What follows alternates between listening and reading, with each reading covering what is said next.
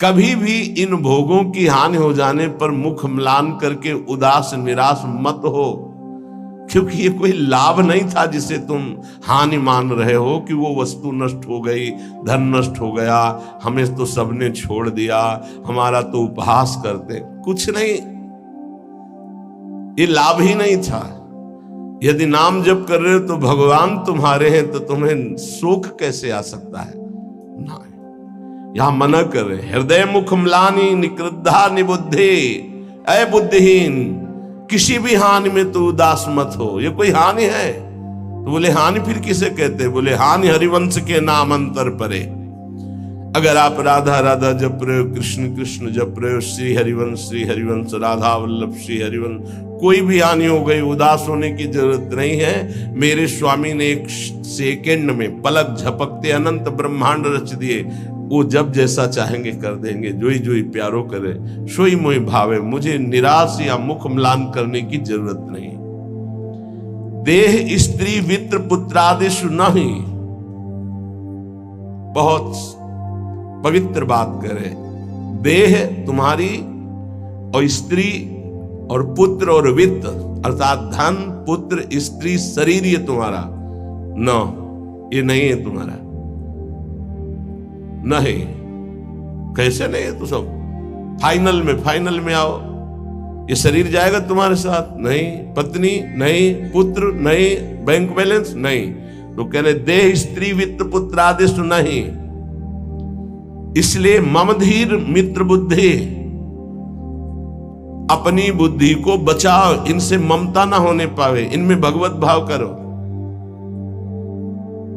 स्वशत्रुष पीड़ायाम समन्तात, कोई कितनी भी पीड़ा दे उससे दुश्मनी ना होने पावे। क्यों? क्योंकि मुझे भगवत प्राप्ति करनी है ना, और भगवत प्राप्ति उसी को होती विश्व में जिसका एक भी दुश्मन नहीं होता।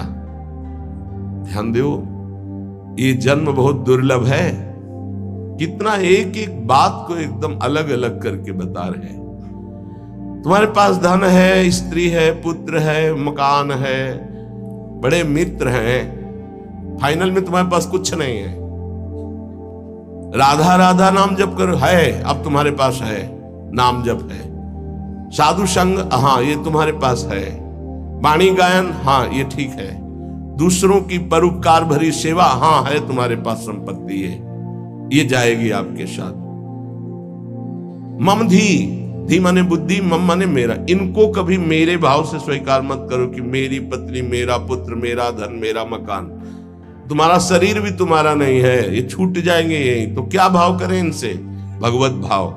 इनमें जो पावर है वो सब में भगवान बैठे हैं, ऐसा भाव करोगे तो ये भाव तुम्हारा उद्धार कर देगा, संसार में फंसने नहीं देगा। और स्वशत्रुष पीड़ायाम समन्तात, शत्रु भाव रखकर कोई हमसे कितनी भी हमें पीड़ा दे, हमको उससे शत्रु भाव नहीं होने देना, क्योंकि मुझे भगवत प्राप्ति करनी है। अगर एक से भी शत्रु भाव हो गया तो भगवत प्राप्ति में बाधा पड़ जाएगी।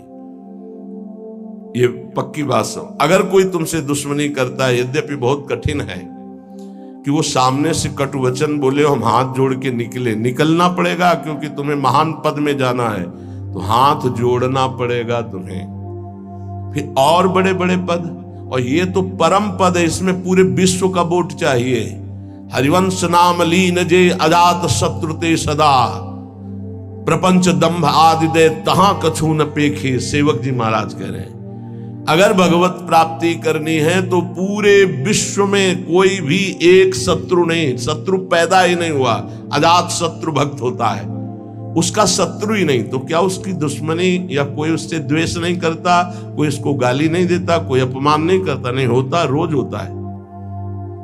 पर उनमें भगवत भाव किया, मेरे प्रभु क्यों वो तो ऐसी बात कर रहा है, ऐसी चेष्टा कर रहा है, ऐसे नहीं। 100 रूप में प्रभु आकर के, सैकड़ों रूप में प्रणाम करके सम्मान बढ़ा रहे, तो 2-4 रूप में आकर उसका बैलेंस ठीक कर रहे हैं। बड़े कृपालु हैं।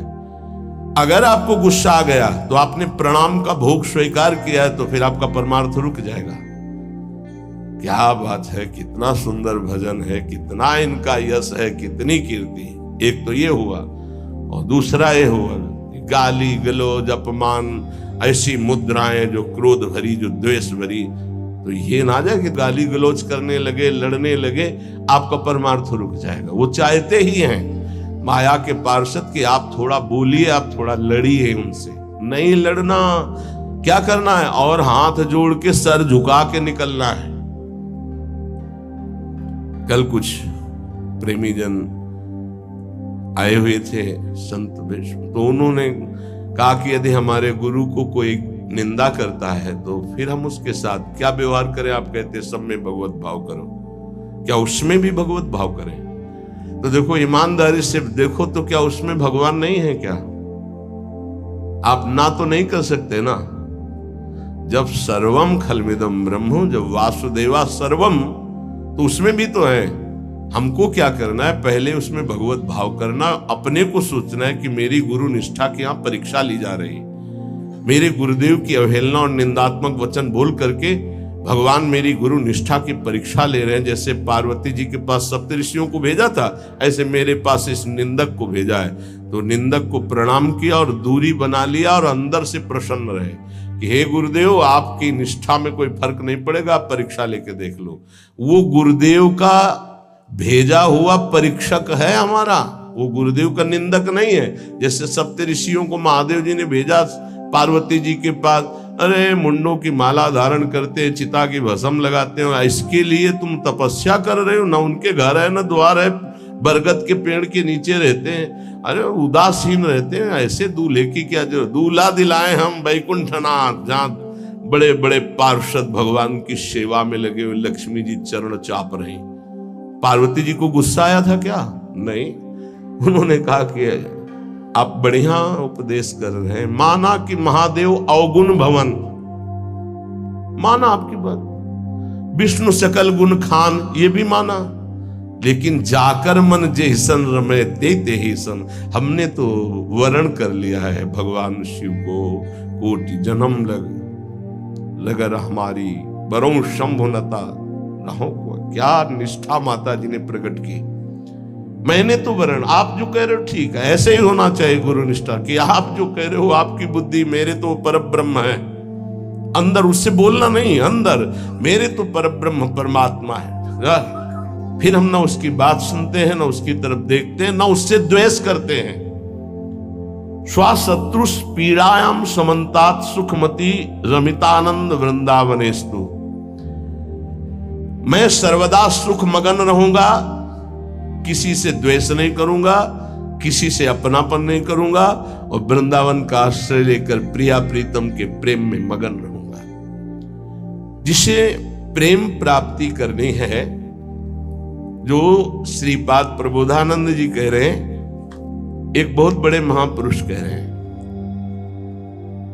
कि नंबर 1, ये इस बात सहने के लिए निरंतर नाम जप चाहिए। जो अभी तक आपने सुना, मोक्ष कड़ुआ लगने लगे, समस्त इंद्रियों भोग नरक के समान लगने लगे, समस्त भोगों में विष दिखाई देने लगे कि ये तो पूरे तीनों शरीरों को नष्ट करने वाला है, गंदा करने वाला है। और हृदय से हमारे कि इंद्रियों का जो विलास है ये तो नरक तुल्य है, लेकिन सिद्धियां भी ये माया का जाल है। नहीं चाहिए मुझे कोई सिद्धि, मुझे भगवत प्रेम चाहिए। भगवत प्रेम प्राप्त करने के लिए समस्त संसार की स्त्री शरीरों में जगदम्बा बुद्धि होना अनिवार्य है, और समस्त स्थिर और चेतन जड़ चेतन में भगवत बुद्धि होना अनिवार्य है। अपना शरीर, अपनी पत्नी, अपना पुत्र, अपना धन, अपना मकान, ये अपना नहीं है, अंतिम में छूट जाएगा, ये वैराग्य बुद्धि होना अनिवार्य है। फिर भगवत भाव का प्रादुर्भाव तभी होता है जब पूरे संसार में किसी से भी हमारी दुश्मनी ना हो। अब ये सब कैसे होगा? तो बोले नंबर 1, निरंतर जो नाम जप करता हुआ मालिक से प्रार्थना करता रहता है। मालिक कौन? अपने इष्ट से, कि हे प्रभु मुझे ऐसी सामर्थ्य दो कि कोई भी विषय मुझे परास्त न कर पावे, और पूरे संसार में मेरा किसी से भी द्वेष न हो। अद्वेष्टा सर्वभूतानाम, गीता जी भी कह रही, अद्वेष्टा सर्वभूतानाम, किसी भी भूत प्राणी के प्रति हमारा द्वेष दोष भाव ना हो। पहला। निरंतर नाम जप और प्रभु से प्रार्थना। इसमें लिखा है मालिक से प्रार्थना, अपने स्वामी श्री हरि से, इष्ट से प्रार्थना कि मुझे ऐसी सामर्थ, प्रार्थना में बहुत सामर्थ है। अरे बहुत सावधानी की जरूरत है। किसी के प्रति जरा सा भी दोष चिंतन, जो भजन जिनका एक तार चलता है, बड़ी बाधा खड़ी हो जाती है। श्री रूप गोस्वामी जी लीला चिंतन कर रहे हैं, उसमें दिखाई दिया कि प्रियाजू पुष्प चयन कर रहे, ये पुष्प तो लालजू गोदी में उठा लिए, प्रियाजू ऐसे पुष्प का गुच्छा ले रहे, एक हाथ से डाल पकड़े हुए। लालजू ने देखा कि सुरक्षित डाल पकड़े प्रियाजू नजदीक की छोटी कुंज में, तो छोड़ दिया तो प्रियाजू ऐसे, और लालजू आनंदित हो रहे हैं।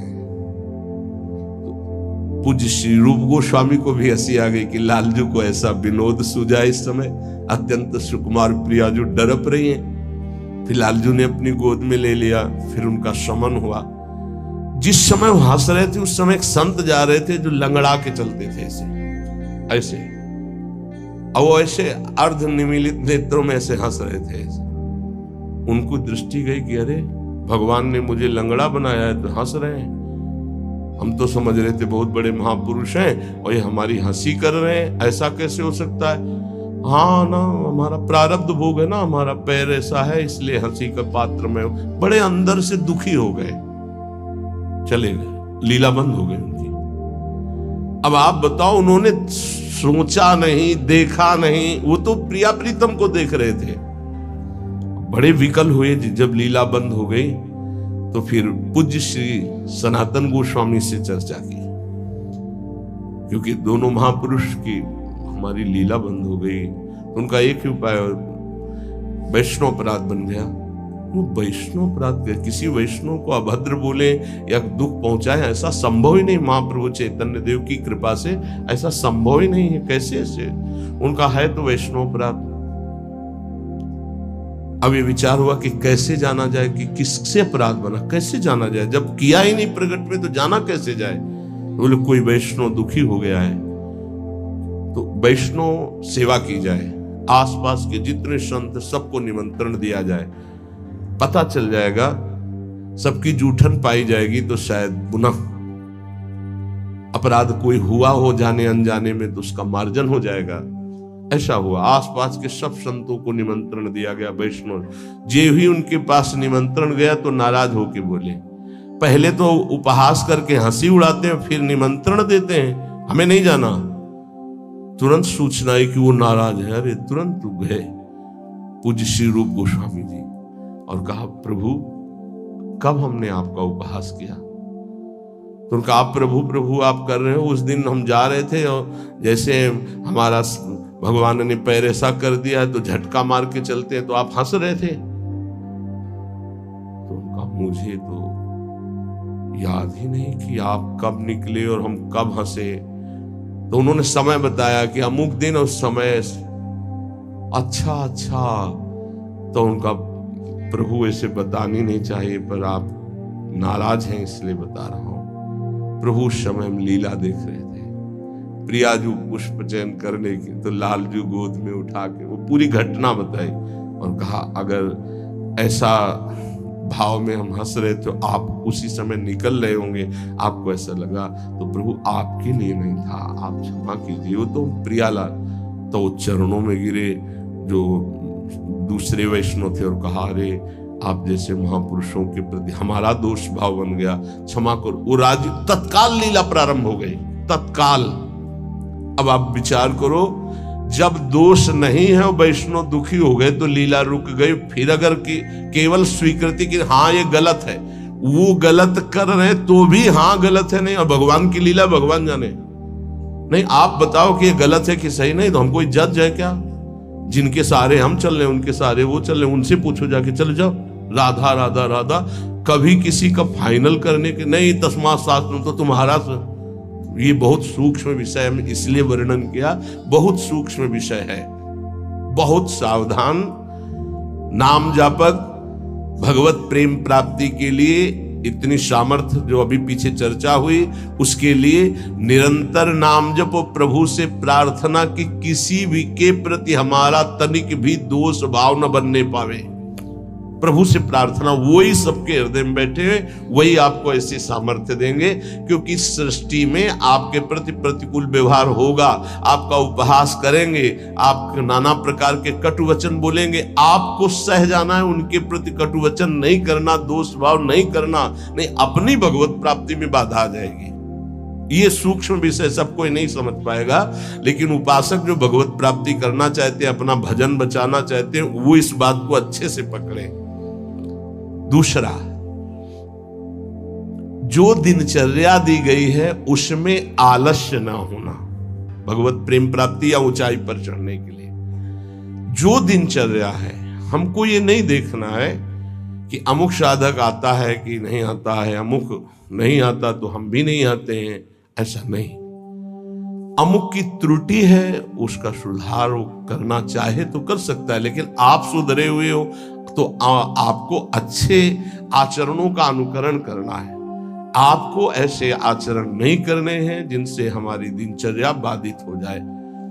एक चीज और ध्यान रखना है, इसको बहुत विस्तृत रूप से समझा इसलिए रहे कि एक दिनचर्या है जिसके पास सेवा नहीं, गुरु सेवा, और एक दिनचर्या है जो गुरुजनों की सेवा में रहते हैं। उनसे हो सकता है जो भागवतिक दिनचर्या का आदेश दिया गया है वो ना हो, तो उनको असंतुष्ट नहीं होना, क्योंकि वो गुरु सेवा में है। सारी दिनचर्या का फल जो है वो गुरु प्रसन्नता है। तो अगर वो गुरु सेवा में, जैसे हमारी श्री जी की भोग सेवा में है, अब प्रातः बाल भोग से लेकर के शयन तक कितने भोग श्री जी को लगते हैं, अब उनमें उनको हो कि हमारी दिनचर्या तो नहीं। अब जैसे जो और हैं सेवा में है, बहुत से, कोई किसी सेवा में, कोई किसी सेवा में, अब उनकी दिनचर्या वो माला लेके नहीं बैठेंगे। थोड़ी थोड़ी देर में जो दिनचर्याएं हैं, जो सेवाएं हैं, तो उनको इस बात का पश्चाताप नहीं करना कि मेरी दिनचर्या नहीं चल रही। वो तुम्हारी दिनचर्या गुरु प्रसन्नता के अंतर्गत है, उसमें नहीं सोच, और ये नहीं सोचना कि अब हम सेवा कर रहे हैं तो हमारा वो भजन तो हो नहीं रहा जो दूसरे माला से कर रहे हैं, तो पता नहीं मेरी गति क्या होगी। ये नहीं सोच। गुरु सेवा का एक प्रताप है, ये ध्यान रखना। जैसे मान लो कोई शरीर के वस्त्र धो रहा है, कोई ऐसी सेवाएं कर रहा है, वो नाना प्रकार की सेवाएं हैं जिनमें उनको समय ही नहीं मिल रहा कि वो बैठ करके पद गायन करे, वो 11 माला 41 माला वो संख्या पूरी करे। अच्छा, सेवाओं में लगा है तो उसका मन लगा है, अब उसका मन कहाँ लगा है? ये वस्त्र गुरु जी का है, ये गुरु जी के लिए जल है, ये उसका चिंतन हो रहा। ध्यान मूलम गुरु मूर्ति, पूजा मूलम गुरु पदम, मंत्र मूलम गुरु वाक्य, मोक्ष मूलम गुरु कृपा। क्योंकि कई साधक ऐसे हैं जो फिर उनको पश्चाताप होगा कि दिनचर्या में बाधा पड़ रही हमारी, तो दिनचर्या की चर्चा हुई थी। नहीं, जिनको सेवा मिली हुई है उन, एक बार भगवान शंकराचार्य जी से कई शिष्यों ने कहा कि एक ये ब्रह्म सूत्र है, इसकी व्याख्या सुनना चाहते हैं।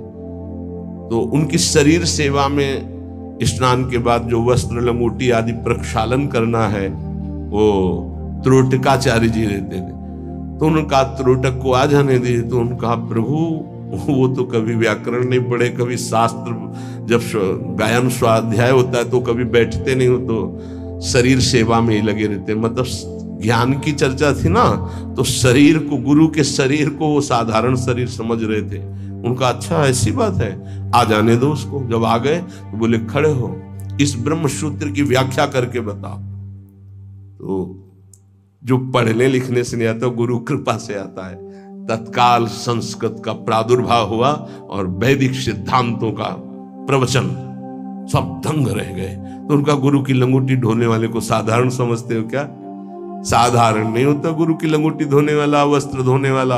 असाधारण कृपा से सौभाग्य मिलता है, असाधारण कृपा से।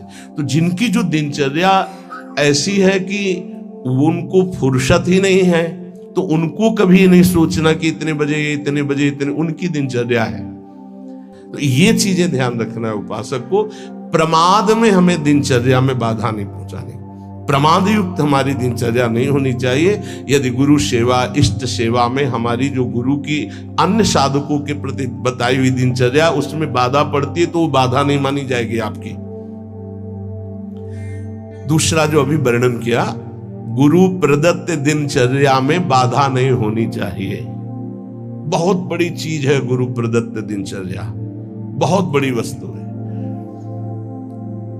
बहुत बड़ी वस्तु। गुरु सेवा मिल गई तो लाडली जो अधीन हो गई पक्का। तीसरा, कुसंग से दूर रहना, ये बहुत जरूरी है, बहुत जरूरी है।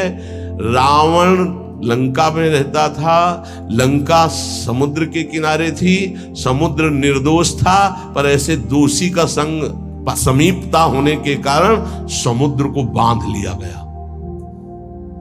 समुद्र बांधा गया। जिसकी मर्यादा अपार है उसे मर्यादा पुरुषोत्तम ने बांध दिया। किस लिए बांधा गया था? क्योंकि रावण का पड़ोसी था। रावण का पड़ोसी होने के कारण समुद्र को बांध दिया गया। जो रही मुत्तम प्रकृति का कर सकत कुसंग, चंदन विष व्यापत नहीं लपटे रहत भुजंग।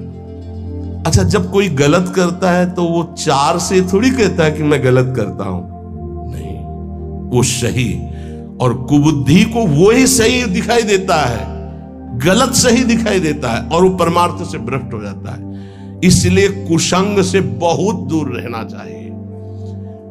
सत्संग और कुसंग का कैसे पहचान करोगे कि हमारा कुसंग हो रहा है, हमारा सत्संग हो रहा है या कुसंग हो रहा है, कैसे पहचान करोगे? तो संतों ने कहा है, जाके संग कुमति मति उपजय करत भजन में भंग, जिससे देह भाव पुष्ट होने लगे, भगवत भाव नष्ट होने लगे, वैराग्य भाव नष्ट होने लगे, राग पुष्ट होने लगे, भजन छूटने लगे, संसार अच्छा लगने लगे, नाम छूटने लगे और ध्यान अच्छा लगने लगे। गुरु से अश्रद्धा हो जाए, भक्ति से अश्रद्धा हो जाए, ये कुसंग का फल होता है। अच्छा, कुसंग का फल जब आपके ऊपर चढ़ेगा तो आपको नहीं लगेगा मैं कुसंग कर रहा हूं, नहीं तो ठीक हो जाओगे। सामने से महापुरुषों को लगेगा कुसंग कर रहा है, और वो जब कहते हैं तो उनको चिड़चिड़ाहट होती, मैं कहां कुसंग कर रहा हूं। नहीं नहीं, क्योंकि कुमति कभी स्वीकार नहीं करती कि मैं कुमति हूं। अगर स्वीकार कर ले तो सुमति आ जाए। कुसंग से बचना चाहिए। पहला है निरंतर नाम जप करते हुए भगवान से प्रार्थना करना कि कभी किसी के प्रति हमारा दोष दर्शन न हो, शत्रुता का भाव न हो। दूसरा, गुरु प्रदत्त दिनचर्या का पालन करना, आलस्य बिल्कुल ना आने देना। तीसरा, कुसंग से बचना।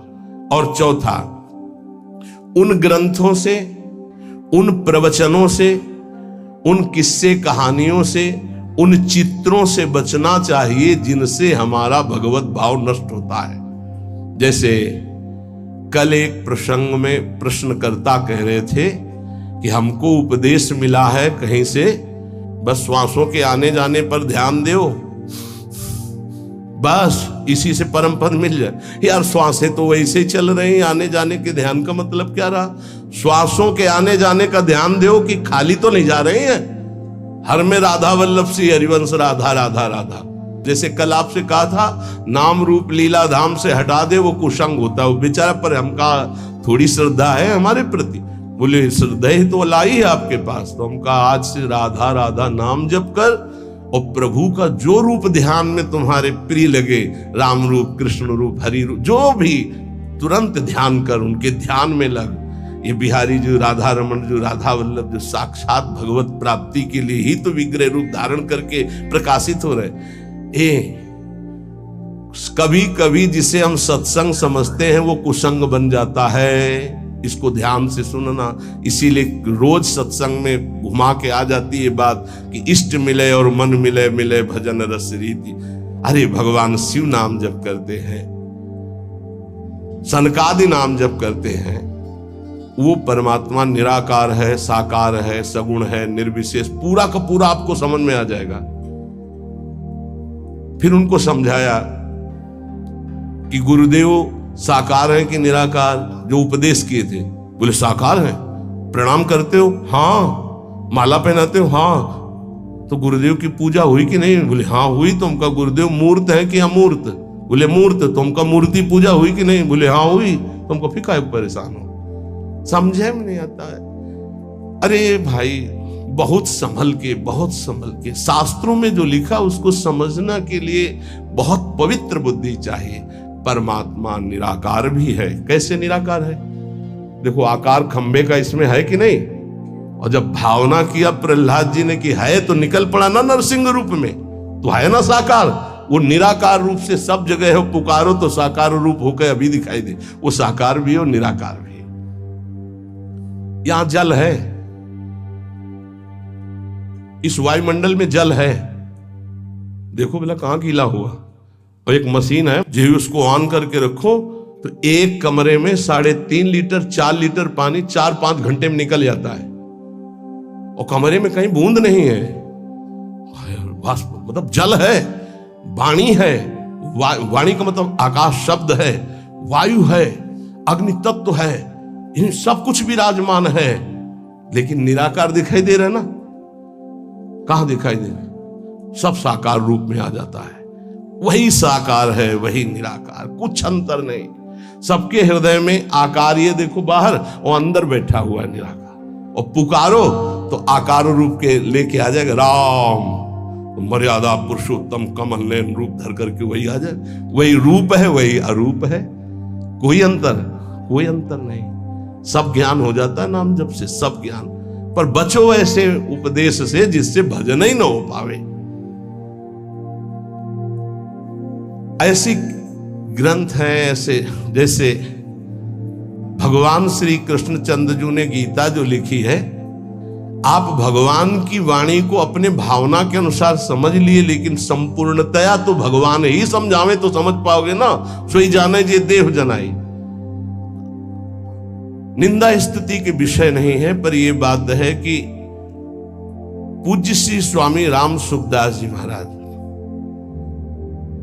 इतनी सरल भाषा में गीता जी का स्वरूप प्रकाशित किया कि मुझे लगता है कि अपने जैसे मंद बुद्धि वालों को भी भगवान की दिव्य वाणी समझ में आए। स्वामी जी का अवतार इसी बात के लिए हुआ था, गीता जी के लिए, श्री स्वामी राम सुखदास जी, कि साधारण से साधारण आदमी गीता के गूढ़ शब्द को, रहस्य को जान जाए।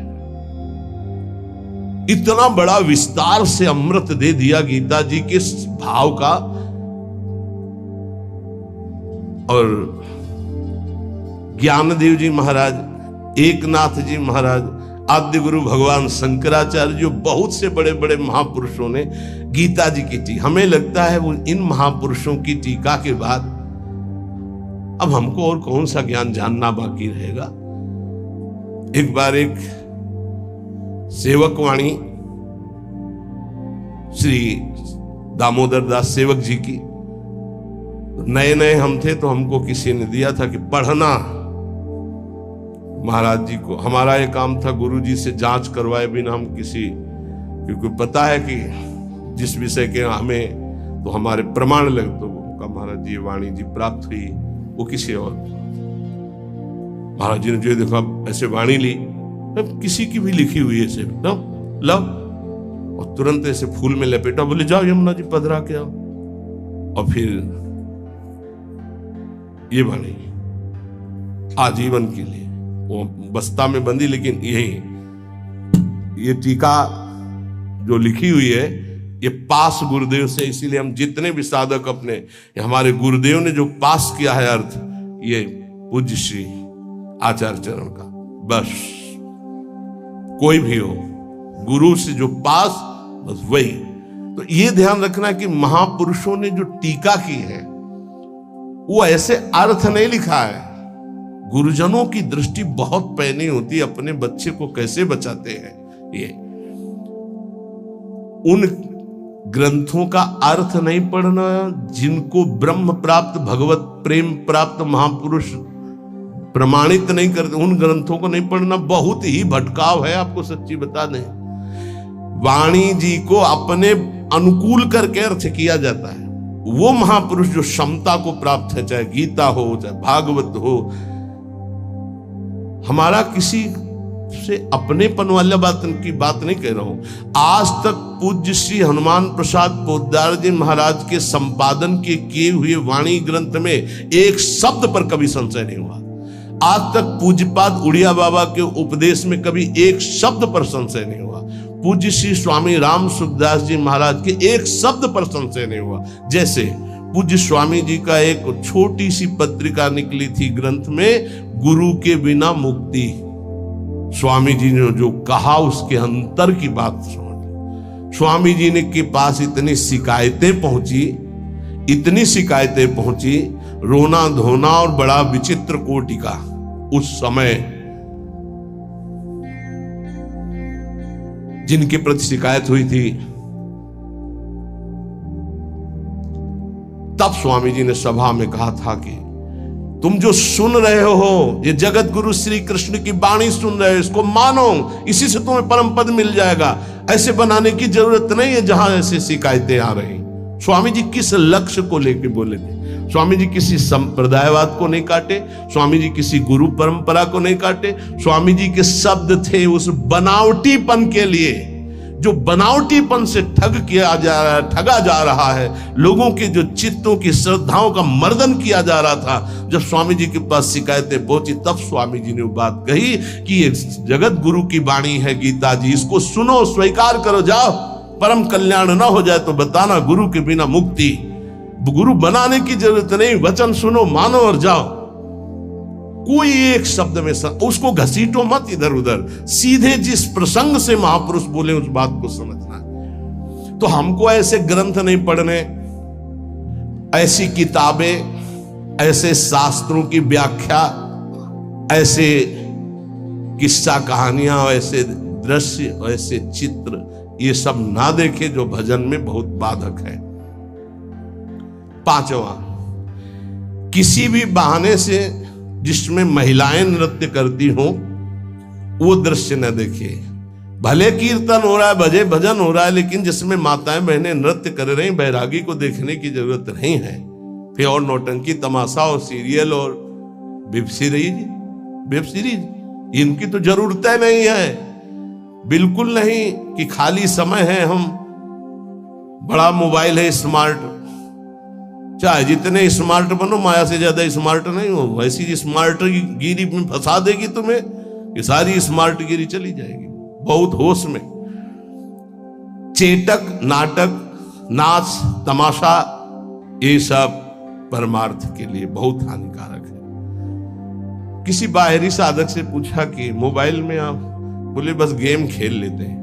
अरे यार, गेम खेलना है तो नाम का गेम खेलो, मंत्र का गेम खेलो, हाँ, वाणी जी का पूरा गेम खेलो। क्या शुरू करो उल्टा चतुरासी जी, आज वह देखिए तो प्यारी रंग भरी, छाण दे माननी मान मन धरी, नागरता की उल्टा गेम खेलो। अभी देखो आंसू आने लगेंगे तो ये गेम खेलोगे। अगला सूत्र, प्रेम प्राप्ति के, अपनी निरख परख स्वयं करते हुए गुरुदेव से जांच करा ले। अपनी अंतर की वृत्तियों को देख ले, जहां को संशय लगे तो जांच करवा ले कि ये वृत्ति सही है या गलत, जैसे बाहरी लोग आके कराते हैं। अब सबे खड़े ना हो जाए वहां जाके कि एकांतिक तुम वहीं से होने लगे। रोज सत्संग में यही तो जांच परख होती कि आप अपनी जांच कर लो। नहीं तो एक बार कहा कि अपनी दिनचर्या बना के आओ, तो इतने कागज आ गए, हम कब तक हम इनको देखेंगे। दिनचर्या जांच। इंद्रियों का जब विषयों के प्रति आक्रमण होता है, एक वेग होता है, एक आकर्षण होता है, एक ऐसा जिसे तुम रोक नहीं सकते, उस समय तुम्हें जरूर संत संग में हो जाना चाहिए। उस समय बुद्धि काम नहीं करेगी। और जिस समय तुम्हारा केवल बुरा चिंतन बन रहा है, ये उस समय की बात है कि आक्रमण हो चुका है, अब तुम बच नहीं सकते। अब इसको संत संग से मिटाओ तुरंत, तुम अकेले नहीं मिटा पाओगे। और अगला जो है वो कह रहे, जब तुम्हारा चिंतन गलत हो रहा तो नोच के फेंक दो, मिटा दो उस चिंतन को जो गंदा हो रहा है, नहीं तो आगे फिर वही दशा आ जाएगी। एकांत में इंद्रियां और मन साधक के ऊपर शासन करते हैं। उस समय साधक को अपनी इंद्रिय और मन की रखवाली करना है बस। इसलिए एकांत में भजन बहुत जरूरी है। 10वां, जैसे परीक्षार्थी परीक्षा की तैयारी करता है, ऐसे परमार्थी द्वंद्वों की तैयारी कर ले। मान अपमान, निंदा स्तुति, लाभ हानि, सुख दुख, ये आने वाले हैं। तुम्हें समान रहना है, तैयारी करो परीक्षा की। और ये परीक्षा जब होती तब आप समझ नहीं पाते कि आपकी परीक्षा हो रही, और समझने नहीं दिया जाएगा परीक्षा हो रही। कम से कम परीक्षा में तो बताया जाता है कि कल से पेपर शुरू है, सावधान, तैयारी कर लियो। अपने यहां परीक्षा बताई ही नहीं जाती, बाहर निकले से शुरू हो गई परीक्षा। अब तुम्हारे दिमाग में नहीं कि परीक्षा है, तो तुम उससे लड़ पड़े, फेल हो गए, नंबर कट गए। बिल्कुल हर समय कभी भी कहीं भी परीक्षा हो रही। ये बहुत बड़े महापुरुष हैं, कह रहे हैं कि जैसे परीक्षार्थी को अपनी परीक्षा की तैयारी करनी होती है, ऐसे परमार्थी को अपनी परीक्षा की तैयारी करनी। क्या? स्तुति, निंदा, मान अपमान, लाभ हानि, शत्रुता मित्र, ये द्वंद्व आएंगे। आपको उत्तर देना इनका, तभी आपकी द्वंद्वातीत अवस्था आएगी। तैयार रहो, रोने की जरूरत नहीं। उसने हमको ऐसा कह दिया, उसने ऐसा किया, उसने। तैयार रहो, परीक्षा हो रही। पर उस समय याद नहीं रहता कि परीक्षा हो रही, और जिसको याद रहता है बच के निकल जाता है। बड़े बड़े महापुरुषों को ये परीक्षा देनी पड़ती है, बड़े बड़े महापुरुषों को, ये मत समझो। हाँ, ये द्वंद्व आएंगे, आपको इनकी परीक्षा देनी, परमार्थी हो। और 11वां, इतना भजन कर लो कि तुम्हारे हृदय में मौत का डर खत्म हो जाए, मृत्यु का डर खत्म हो जाए। 2 प्रकार का डर होता है, एक विचार डर होता है और एक होता है सहज डर। सहज डर सबको होता है। सहज डर जैसे अपने लोग सत्संग में एकदम कोई चीख दे, एकदम ऐसे हो, इसे सहज डर कहते हैं। ये बड़े बड़े ज्ञानियों को, जीवन मुक्तों को भी होता है, पक्का होता है। जैसे अभी कोई कीक एकदम निकले तो एकदम ऐसे हो जाएंगे, अरे सुरक्षित हो, कोई ऐसा। पर ये सहज डर है। और एक होता है विचार डर। भक्तों में, ज्ञानी महापुरुषों में विचार डर नहीं होता। यही बात जो यहां लिखी है, एक बार स्वामी मग्नानंद सरस्वती जी शैनपुर में बट वृक्ष के नीचे कर रहे थे, तो एक विरक्त महात्मा आए थे, ज्ञानी। उनका, स्वामी जी सहज डर कैसे हो सकता है? जब सहज स्वरूप में रहता है ज्ञानी, देह भाव में रहता है, तो सहज डर कैसे हो सकता है? हम आपकी बात नहीं मानते। विचार डर तो होता ही नहीं, लेकिन सहज डर भी नहीं होता। कोई संसारी आदमी, वो देह भाव से ऊपर उठे। महात्मा को चौकी लगाओ, वो बड़े सिद्ध पुरुष थे, बड़े, देखो जो भगवत प्राप्त होते बड़े मस्त रहते हैं, बड़े मौजियल, उनको किसी की परवाह नहीं होती। एक मस्ती, ऊंची चौकी में बैठा ला। उनका कह रहे, नहीं महाराज आप नीचे बैठे हैं। बोले, आप इतना सुंदर ज्ञान की बात कहे, आपको चौकी ना मिले, विराजो। बैठ गए चौकी। और उनको क्या पता कि सिद्ध महापुरुष लीला हो रही। तो जो इस शुरू के, तो जो गीध है या जैसे चील है, ये बड़े पक्षी होते हैं। तो एक चील ऐसे बैठा बरगद की सूखी डाल पे, वो खर खर खर ऐसे करते, जो ऐसे आए वैसे हुए, चौकी के नीचे गिरे। चौकी ऐसे हुई, ऐसे गिरे। अरे भाई चौकी संभालो संभालो, बैठो बैठो महाराज। ये कौन सा डर था? बम तो नहीं गिरा ना। अच्छा, डार गिर रही तो कोई बहुत बड़ी तो गिर नहीं हो, आप देहातीत महापुरुष, डर कौन सा था? हंस दिए उनका, अच्छा अच्छा अच्छा अच्छा, अच्छे तो थे ही। उनका अच्छा अच्छा, परीक्षा हो गई। बोले, इसे सहज डर कहते हैं, ये सबके ऊपर होता है। सहज डर सबको होता है, पक्का सहज डर। अचानक कोई आवाज हुई, सबको पता है, तो वो एकदम डर जाता है। वो डर नहीं है, वो सहज डर है। और एक है विचार डर। भक्त को विचार डर नहीं होता। तो कह रहे, इतना भजन करो कि मृत्यु का डर खत्म हो जाए। खत्म हो गया मृत्यु का डर, मरने से जो डरने का भय है वो खत्म हो जाए, तब जानो कि अब हमारा थोड़ा भजन रंग लाया है। सबसे पहले मृत्यु का भय खत्म हो। देख लो, परख लगाओ, मृत्यु का डर कैसे। अगर आज शाम तक डॉक्टर कहे कैंसर हो गया तो कैसा लगेगा? मृत्यु पर अगर विजय प्राप्त करनी है तो मृत्यु को याद रखना पड़ेगा। ये बात ध्यान रखो। जिसने मृत्यु को याद किया वो भगवान से चित्त जोड़ा, और जिसने भगवान से चित्त जोड़ा वो मृत्यु पर विजय प्राप्त कर लिया। मृत्यु ऐसी लग रही है। अब उसका उदाहरण तो कुछ है नहीं, पर ऐसे बता रहे जैसे ब्याह की तैयारी होती तो कैसा होता है, हर दोस्त से हाथ मिलाता है हंसता हुआ, मैं मत फूला घूम रहा है। क्यों? क्योंकि उसका ब्याह होगा। लौकिक उदाहरण परमार्थ में फिट ही नहीं होता, पर वो कुछ फूलन जिसे कहते हैं, उत्साह जिसे कहते हैं, वो ऐसा कुछ समझो जैसे माँ के इकलौते बेटे का ब्याह तय हो गया और बारात की व्यवस्था बिल्कुल फिर तैयारी हो रही। उससे देखो नई साड़ी पहने मार फूली फूली जो घूमती है, नहीं घूमती? इससे असंख्य गुना सुख उस उपासक को होता है जिसको मृत्यु का डर खत्म हो जाता है भजन से। ये ऐसा कि जैसे कि कब वो दिन आएगा जब श्रृंगार करके हम अपनी प्रियाजू के पास होंगे और इस शरीर का व्यवहार खत्म प्रियाजू के पास।